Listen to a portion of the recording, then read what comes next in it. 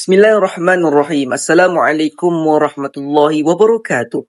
Hari ini saya akan membentangkan sedikit refleksi jurnal bertajuk Muhkamat dan Mutasyabihat dalam pentafsiran Al-Quran yang diterbitkan dalam Jurnal Usuluddin Universiti Malaya.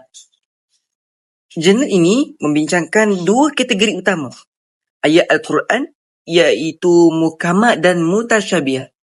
Menurut penulis, ayat muhkamat ialah ayat yang jelas maksudnya serta mudah difahami, manakala ayat mutasyabihat ialah ayat yang memerlukan penelitian dan pentafsiran yang lebih mendalam. Kedua-dua kategori ini disebut secara jelas dalam surah Ali Imran ayat 7 dan menjadi salah satu perbahasan penting dalam ilmu tafsir. Antara dapatan utama kajian ialah ayat muhkamat berfungsi sebagai asas kepada akidah dan hukum hakam Islam kerana maknanya jelas serta tidak menimbulkan banyak kekeliruan.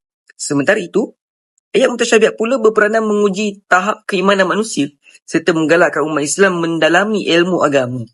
Kajian ini juga menjelaskan bahawa para ulama sentiasa merujuk kepada ayat muhkamat ketika mentafsirkan ayat mutasyabihat bagi mengelakkan salah faham terhadap maksud sebenar ayat Al-Quran.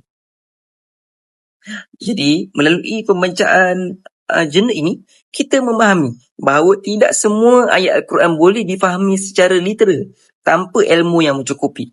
Oleh itu, umat Islam perlu merujuk kepada tafsiran ulama yang muktabar agar kefahaman terhadap Al-Quran sentiasa berada pada landasan yang betul.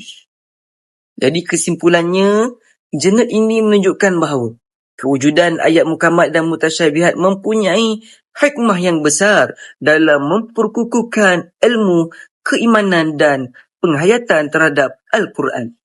Jadi sekian itu saja daripada saya hari ini.